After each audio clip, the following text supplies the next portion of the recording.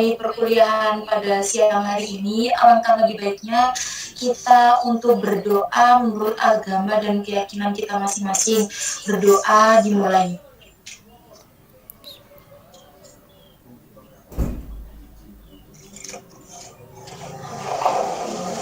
Berdoa selesai. Terima kasih teman-teman dan mohon maaf karena tadi agak terkendala dengan sinyal untuk hari ini. Sebelumnya kami dari kelompok 3 ingin mempresentasikan hasil diskusi kelompok kami yang beranggotakan, yang pertama ada saya, ada Mbak Nur Fadila, ada Mbak Titin atau Fatimah Zahro, ada juga Cici Mayada Risma atau yang biasa kita panggil Cici, terus ada Ainul Yakin Salsabila atau Yakin. Untuk menyingkat waktu agar efisien teman-teman, untuk pemateri pada kali ini yang pertama yaitu Yakin, kepadanya dipersilakan. Assalamualaikum warahmatullahi wabarakatuh. Di sini saya akan menjelaskan yang pertama itu materi pembahasan.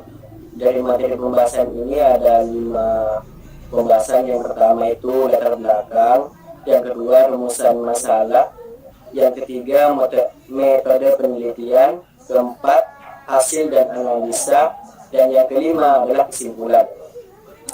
Next.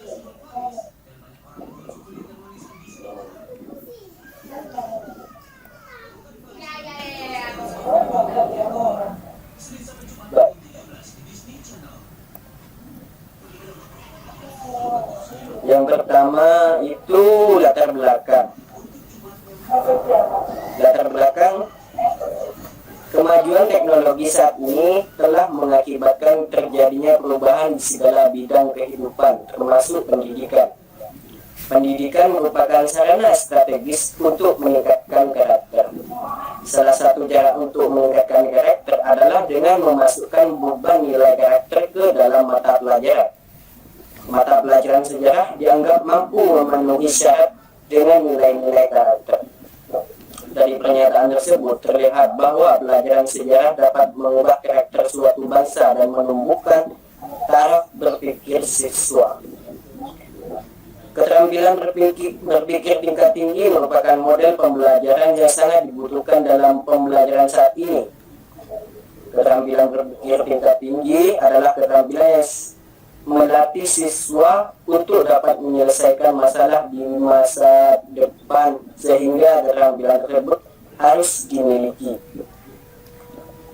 Untuk menguji kemampuan berpikir siswa, penilaian dirancang sedemikian rupa sehingga siswa menjawab pertanyaan melalui proses berpikir yang merupakan kata kerja operasional dalam taksonomi Bloom. Keterampilan berpikir tingkat tinggi dibagi menjadi 4 kelompok. Yang pertama, pemecahan masalah. Yang kedua, pengambilan keputusan. Yang ketiga, berpikir kritis. Dan yang keempat, berpikir kreatif. Next. Rumusan masalah. Yang pertama, bagaimana bentuk keemasan integrasi sebagai penguatan pendidikan karakter dalam pembelajaran sejarah di SMAN 1 Yogyakarta. Yang kedua, bagaimana bentuk pengemasan integrasi keterampilan berpikir tingkat tinggi dalam pembelajaran sejarah di SMAN 1 Yogyakarta. Yang ketiga, apa kendala dan solusi untuk mengintegrasikan penguatan pendidikan karakter dan keterampilan berpikir tingkat tinggi dalam pembelajaran sejarah di SMAN 1 Yogyakarta. Mungkin materi selanjutnya akan dijelaskan oleh saudari Nur Fadila.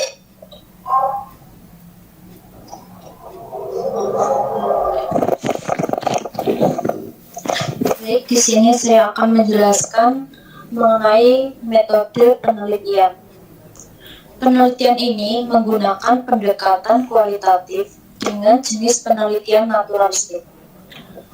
Penelitian naturalistik sendiri yaitu sifat data yang dikumpulkan bercorak kualitatif bukan kuantitatif, karena tidak menggunakan alat-alat pengukur. Kemudian penelitian naturalistik ini dikondisikan sesuai situasi lapangan penelitian yang bersifat natural atau wajar, sebagaimana adanya tanpa dimanipulasi, diatur dengan eksperimen atau tes. Desain dalam penelitian naturalistik muncul, yaitu penelitian ini tidak dapat ditentukan terlebih dahulu dengan pasti karena bersifat fleksibel. Pernyataan tersebut menyiratkan bahwa desain ini tidak mengedepankan hipotesis. Hipotesis sendiri merupakan jawaban sementara, melainkan analisis yang dilakukan dari awal.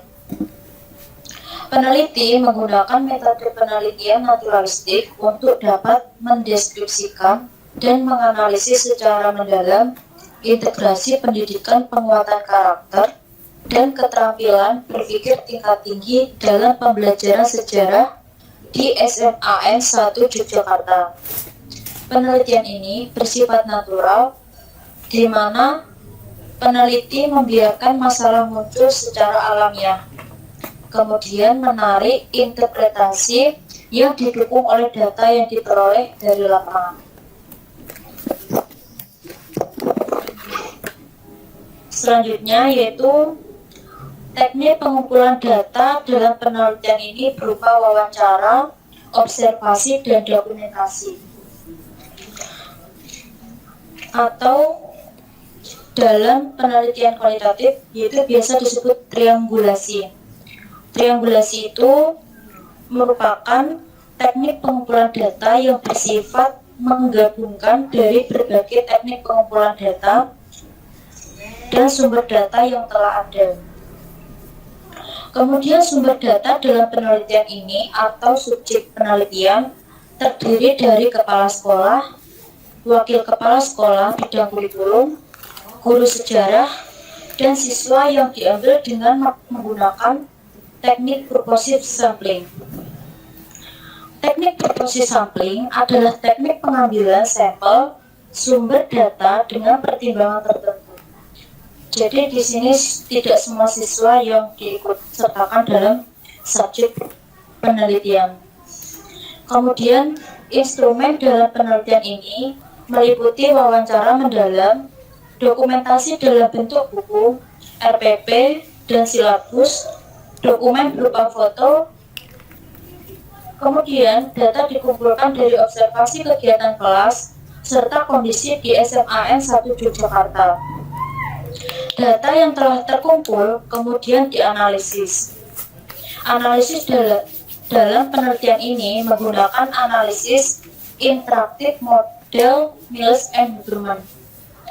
Menurut Niels and Huberman, proses analisis meliputi pengumpulan data, reduksi data, penyajian data, dan penarikan kesimpulan atau verification. Kemudian proses analisis dimulai dari rekapitulasi semua data, dilakukan reduksi data termasuk penyederhanaan data dengan memilih dan memilah data yang dibutuhkan. Selanjutnya, data reduksi tersebut disesuaikan dengan desain analisis yang telah dirancang yang kemudian ditampilkan. Setiap reduksi data yang telah disesuaikan kemudian diverifikasi dengan berbagai fakta lapangan. Setelah tampilan data diverifikasi, kemudian ditarik kesimpulan. Untuk lebih detailnya seperti ini, bahwasanya pada analisis data model Niels and Huberman, pertama yaitu pengumpulan data.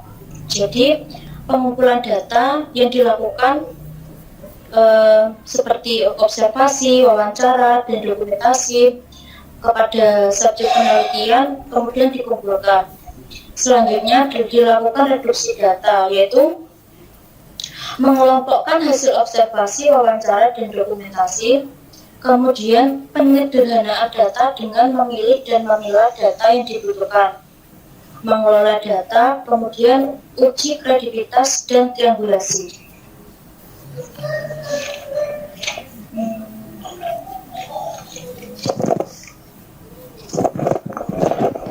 Pada triangulasi tersebut yang terdiri dari observasi, wawancara, dan dokumentasi, yaitu bila peneliti melakukan pengumpulan data dengan triangulasi, maka sebenarnya peneliti mengumpulkan data yang sekaligus menguji kredibilitas data, yaitu mengecek kredibilitas data dengan berbagai teknik pengumpulan data dan berbagai sumber data. Kemudian dilakukan penyajian data, yaitu menyusun hasil observasi, wawancara, dan dokumentasi, menyesuaikan dengan desain analisis yang telah dirancang yang kemudian ditampilkan. Selanjutnya yaitu menyimpulkan mengenai integrasi penguatan pendidikan karakter, PPK, dan keterampilan berpikir tingkat tinggi HOS dalam pembelajaran sejarah di SMAN 1 Yogyakarta. Kurang lebihnya seperti ini. Ini merupakan catatan lapangan. Jadi catatan lapangan itu kan pasti data yang terkumpul itu kan tidak urut, maka ini diinisialkan jadi ada data yang berhuruf kapital, huruf kecil, angka itu masih dijadikan jadi satu.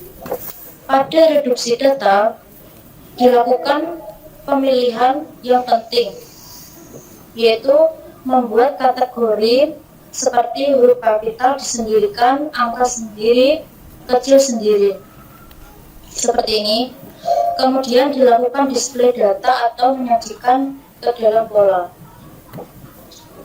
Selanjutnya yaitu penarikan kesimpulan dan verifikasi, memilih yang penting, membuat kategori, huruf besar, huruf kecil, angka, membuang yang tidak terpakai. Jadi catatan di lapangan tersebut tidak semuanya dipakai. Gitu. Untuk penjelasan selanjutnya saya serahkan kepada yang bertugas. Saya ucapkan terima kasih untuk penyampaian materi dari Yakin yang pertama, yang kedua dari Mbak Lulu.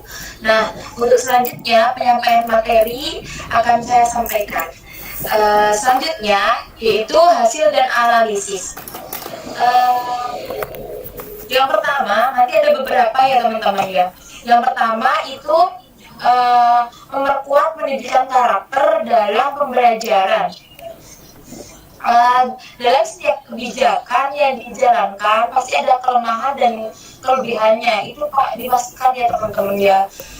Dalam hal pelaksanaan pendidikan, akhlak dan budi pekerti terhadap kelemahan yang telah diupayakan, solusi melalui berbagai inovasi pendidikan karakter.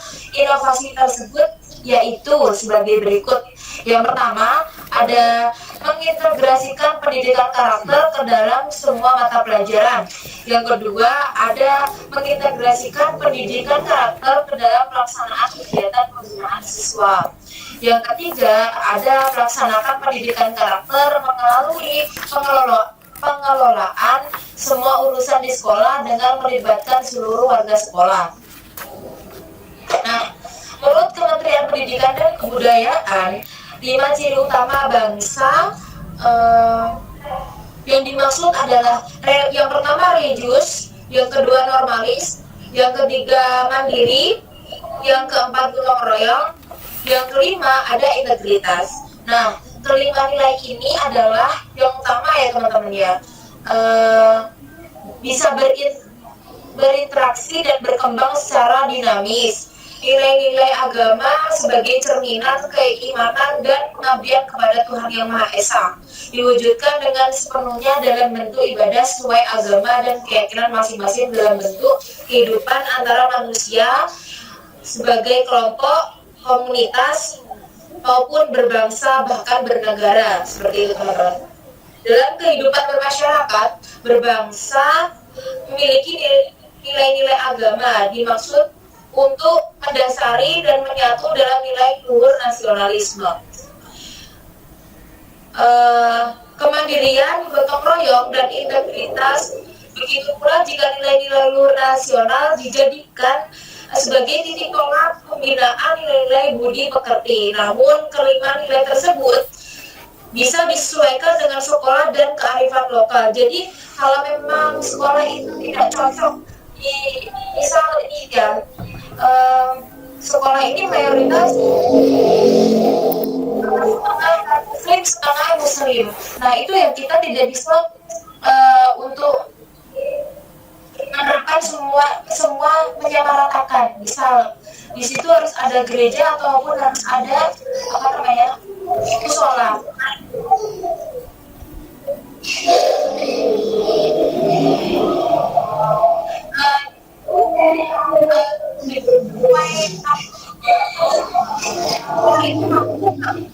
Apa namanya melakukan hal tersebut seperti itu.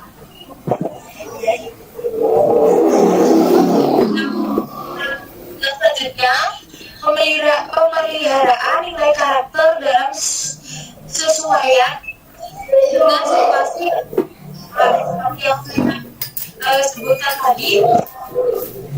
Ketika sekolah itu mampu bisa menggunakan, tapi ketika sekolah itu tidak mampu, ya sekolah itu tidak dianjurkan untuk menggunakan.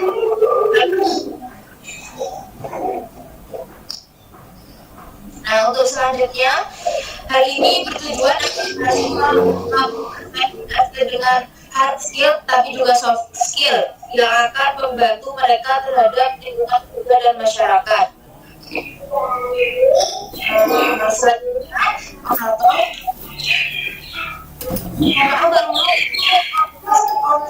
nah, soalnya lagi dulu.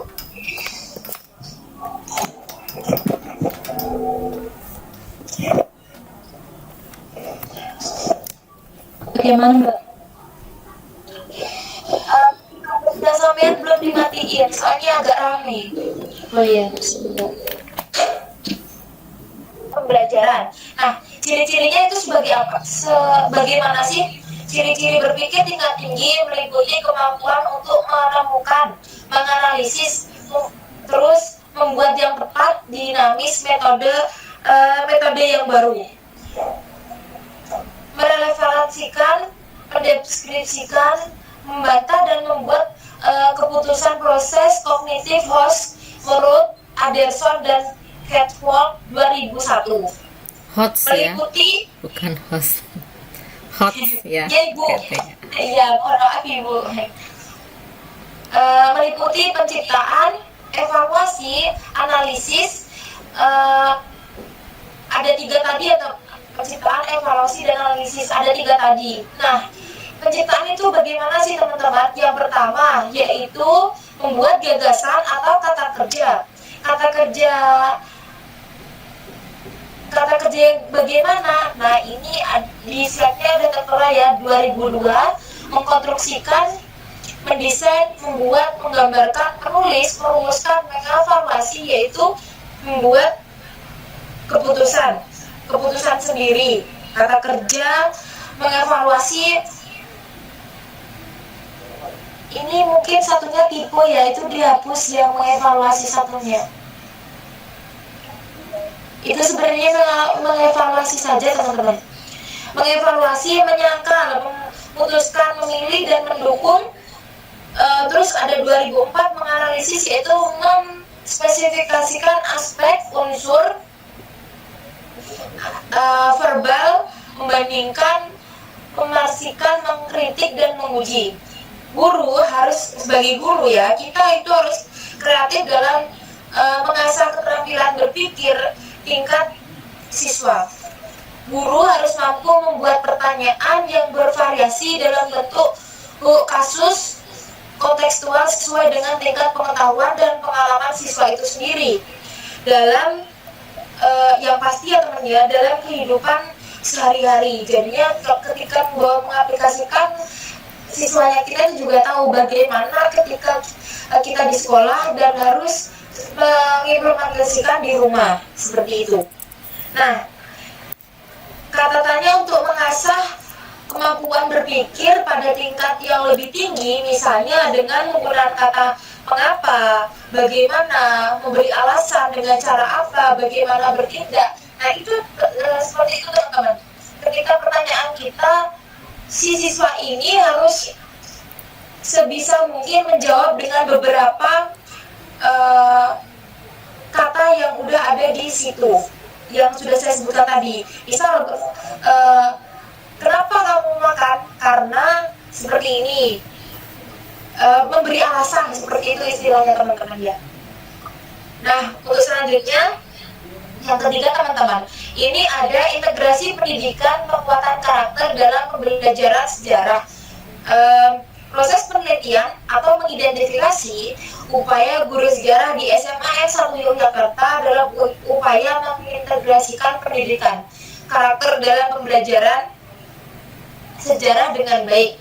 Nah, integrasi dimaksud meliputi penguatan nilai-nilai penguatan karakter ke dalam substansi mata pelajaran sejarah dan pelaksanaan kegiatan belajar mengajar yang memfasilitasi pengamalan nilai dalam setiap kegiatan pembelajaran di dalam kelas maupun di luar kelas. Nah,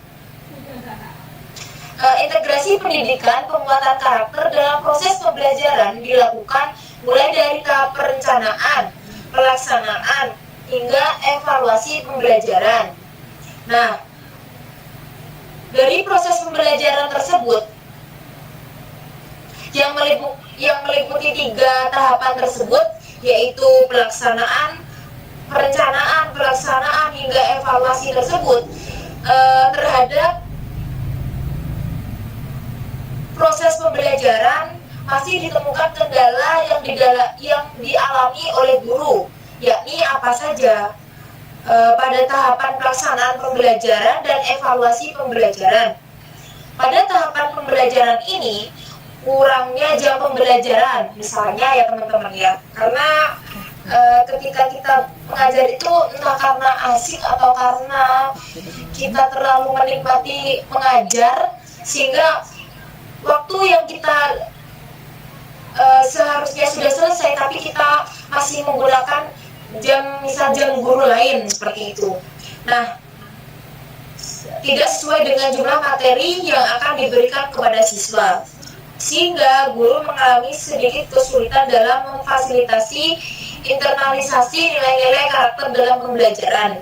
Selain itu, kendala lain yang ditemukan pada tahap evaluasi pembelajaran adalah guru terlalu membebani administrasi sekolah, sehingga guru juga dapat membuat instrumen penilaian sikap. Integrasi, apa sih sebenarnya? Dari tadi kita ngomong integrasi ya teman ya, tapi kita dari tadi nggak tahu apa integrasi. Ini sepahamnya kita. Ini kalau menurut saya pribadi, mengintegrasikan sebuah mata pelajaran. Misal ya, ini saya kasih contoh. Misal kita mau mengintegrasikan pelajaran sejarah ke pelajaran agama. Nah, ini bisa kita integrasikan, kita tarik pelajaran sejarah ke pelajaran agama. Misalnya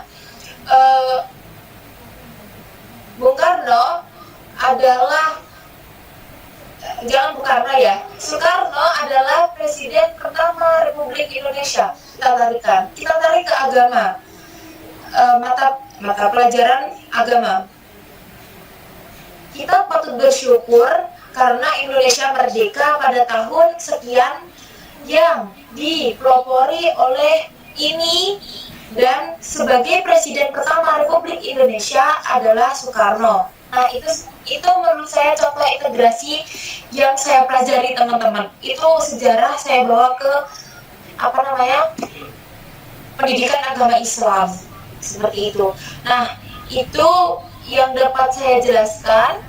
Untuk materi selanjutnya akan dilanjutkan oleh Mbak Titin. Kepada Mbak Titin dipersilahkan.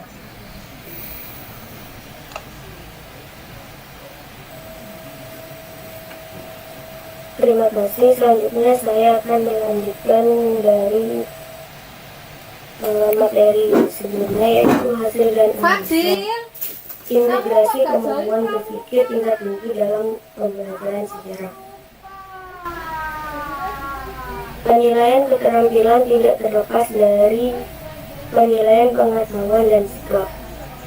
Penilaian keterampilan yang dilakukan oleh guru sejarah adalah guru melakukan penilaian praktik atau kinerja, proyek, dan portofolio yang disesuaikan dengan karakteristik kompetensi mata pelajaran sejarah yang akan diukur dalam bentuk skala penilaian yang dilengkapi dengan bukti. Keterampilan berpikir tingkat tinggi dapat diintegrasikan selain penilaian dan juga dapat diintegrasikan dengan pertanyaan.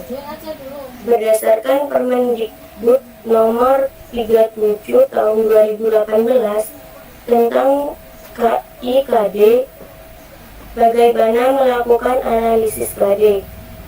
Hasil analisa kemudian guru memilih KD yang dapat dibuat tentang soal HOTS yang berisi tabel KD yang bisa dibuat soal-soal HOTS. Contoh KD yang dapat dianalisis menjadi soal HOTS dapat dilihat pada tabel 1. Tabel di samping yaitu merupakan contoh dari analisis soal HOTS, yaitu terdapat KD, tingkat, dan tingkat kognitif. Untuk kelas 10 semester 1 yaitu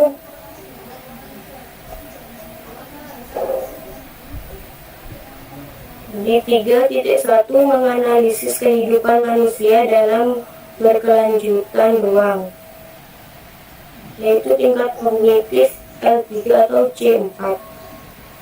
3.2 menganalisis kehidupan manusia dalam perubahan dan waktu, tingkat kognitif L3 atau C4.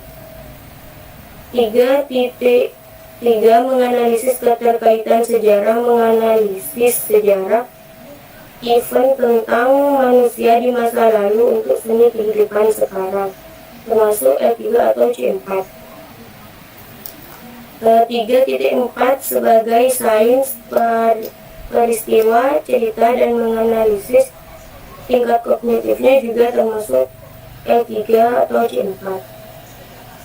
3.5 yaitu diakronis dan sinkronis berpikir dalam karya sejarah, tingkat kognitif L3 atau C4. Dan yang terakhir yaitu mengevaluasi kekuatan dan kelemahan atau artefak berbagai bentuk atau jenis bahan sumber sejarah, visual, fosil, tekstual, non-kontekstual, tadi saya jam 13.40. audiovisual, tradisi, lisan.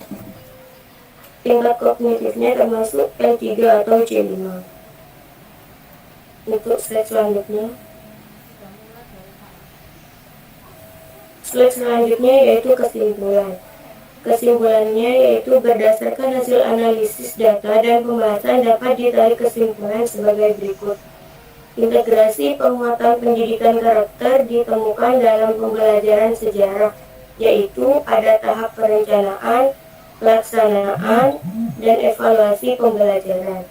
Bentuk pengemasan atau wadah integrasi untuk penguatan pendidikan karakter yang dapat dilihat pada kegiatan pembelajaran dan penilaian sikap yang mengandung nilai-nilai agama, teliti, disiplin, bertanggung jawab, komunikatif, kolaboratif, percaya diri, peduli, berpikir kritis, nasionalis, dan kreatif.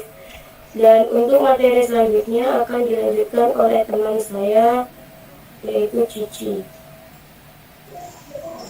Baik, terima kasih sebelumnya atas waktunya di sini. Saya akan menyampaikan lanjutan dari kesimpulan dari jurnal yang kami bahas, yaitu kemasan untuk mengintegrasikan keterampilan berpikir tingkat tinggi dalam pembelajaran sejarah terdapat pada penilaian dan pertanyaan serta dalam perencanaan pembelajaran. Penilaian yang dilakukan adalah penilaian sikap, pengetahuan, dan keterampilan yang diintegrasikan dengan soal dengan melakukan analisis tadi. Hasil analisis tersebut kemudian guru memilih KD yang dapat dibuat tentang host. Nah, selanjutnya hambatan yang ditemukan yaitu teknis dalam pemasukan nilai-nilai karakter dalam kegiatan pembelajaran. Pada mata pelajaran sejarah, solusi yang disarankan kepada guru sejarah untuk selalu mengikuti musyawarah guru mata pelajaran atau sering disebut MGMP yang dirasa peneliti akan sangat membantu untuk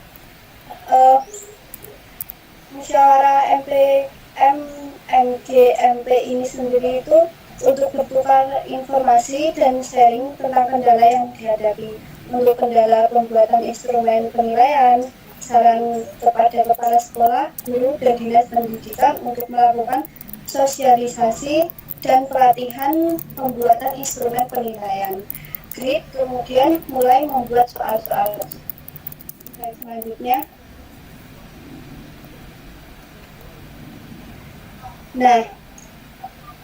selanjutnya ini perlu kita ketahui bahwa pada jurnal kami yang menggunakan metode penelitian kualitatif ini merupakan jenis penelitian naturalistik. Bagaimana sih penelitian naturalistik ini? Penelitian naturalistik ini merupakan salah satu jenis penelitian yang sering digunakan oleh peneliti dalam mengetahui kebenaran tentang fenomena yang terjadi di masyarakat. Nah, untuk penelitian naturalistik sendiri ini menekankan pada kealamiahan sumber data. Selanjutnya, subjek penelitian, yaitu kepala sekolah, wakil kepala sekolah, bagian kurikulum, guru sejarah, dan siswa yang diambil dengan menggunakan teknik purposive sampling. Selanjutnya yaitu desain. Desain dalam penelitian ini yaitu fleksibel. Apa yang dimaksud fleksibel di sini yaitu memiliki desain penelitian yang memiliki sifat fleksibel atau dimungkinkan untuk diubah guna menyesuaikan dari rencana yang telah dibuat dengan gejala yang ada pada tempat penelitian yang sebelumnya. Lalu tujuan dari penelitian ini yaitu menemukan paket integrasi penguatan pendidikan karakter atau PPK dan keterampilan berpikir tingkat tinggi atau HOTS dalam pembelajaran sejarah di SMAN 1 Yogyakarta. Teknik dalam penelitian atau teknik pengumpulan data yaitu wawancara, observasi, dan dokumentasi. Instrumen penelitian yang ada dalam penelitian ini yaitu meliputi wawancara mendalam, dokumentasi dalam bentuk buku, rencana pelaksanaan pembelajaran atau RPP, serta silabus, dan dokumen berupa foto. Data dikumpulkan dari observasi kegiatan kelas serta kondisi di SMAN 1 Yogyakarta. Analisis data sendiri menggunakan model Miles dan Huberman. Nah, Miles dan Huberman ini tuh mengemukakan bahwa aktivitas dalam analisis data kualitatif dilakukan secara interaktif dan berlangsung secara terus-menerus sampai tuntas, sehingga datanya itu jenuh. Ukuran kejenuhan data ditandai dengan tidak diperbolehnya lagi data atau informasi baru. Aktivitas dalam analisis ini pun meliputi reduksi data atau reduction, penyajian data, serta penarikan kesimpulan dan verifikasi. Mungkin itu yang dapat saya sampaikan. Selanjutnya saya serahkan kembali kepada moderator. Terima kasih. Baik, terima kasih